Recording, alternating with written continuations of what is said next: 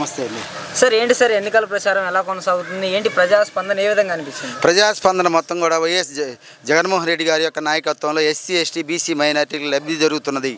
ఆడవాళ్ళకి పెన్షన్ కానీ, లేకపోతే రైతు భరోసా కానీ, ఇళ్ళు కానీ, హై స్కూల్స్ కానీ, ఈరోజు హై స్కూల్స్ చూస్తే ఎన్నడూ లేని విధంగా హై స్కూల్స్ ఈరోజు ఉన్నాయి. ఎన్నో లక్షల కోట్లు పెట్టేసి కూడా హై స్కూల్ని మళ్ళీ పునరుద్ధరణ చేసి ఎంతోమంది బాలికలకు విద్య లభిస్తూ ఉన్నారు. అలానే వచ్చేస్తే ఇల్లు లేనటువంటి వాళ్ళకి ప్రతి ఒక్కళ్ళకు కూడా ఇల్లు కట్టించేసి జగనన్న కాలనీ అనేటువంటి ఈరోజు ఆదర్శ మోడల్ కాలనీగా ఏర్పాటు చేయడం జరిగింది.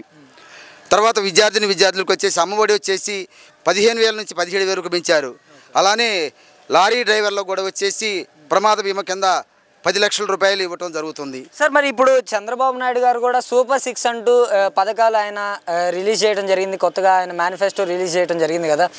సూపర్ 6 అనేటువంటి తెలంగాణలో, కర్ణాటకలో కూడా సూపర్ 6 పెట్టారు. అవి సక్సెస్ కాలేదు.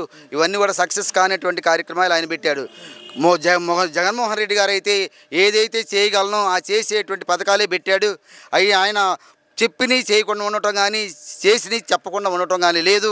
ఈరోజు వైఎస్ఆర్సీపీ గవర్నమెంట్ అనేటువంటిది మన రాష్ట్రంలో ఫామ్ చేయబోతా ఉంది.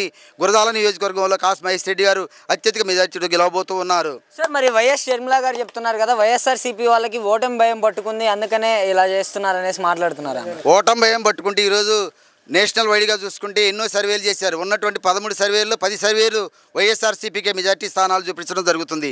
130 నుంచి 140 స్థానాలు, 18 నుంచి 20 ఎంపీ స్థానాలు రావడం జరుగుతుంది. ప్రజాస్పందన లేకుండా ఉంటే ఈరోజు జగన్మోహన్ రెడ్డి గారు చేపట్టేటువంటి బస్సు యాత్ర కానీ, సిద్ధం సభలకు కానీ లక్షలాది మంది వస్తూ ఉన్నారు అని అంటే మరి ఎక్కడ భయం? టీడీపీ వాళ్ళకి భయమా, వైఎస్ఆర్సీపీకి భయం అనేది వాళ్ళే ఆత్మపరిశీలన చేసుకోవాలని మేము కోరుకుంటూ ఉన్నాం. సార్, మరి గురజాల నియోజకవర్గానికి సంబంధించి ఎలా ఉండబోతుందంటారు? వైఎస్ఆర్సీపీ ఎమ్మెల్యే క్యాండిడేట్ అయిన కాసు మహేష్ రెడ్డి గారు, మరి టీడీపీ ఎమ్మెల్యే క్యాండిడేట్ అయిన ఎరపతినేని గారు, ఇద్దరికి ఎలా ఉండబోతుందంటారు పోటీ? సార్, పోటీ అనేటువంటిది వన్ సైడ్ వారది. కాసు మహేష్ రెడ్డి గారు పోయిన 5 సంవత్సరాల కింద 30,000 మెజార్టీతో గెలిచాడు.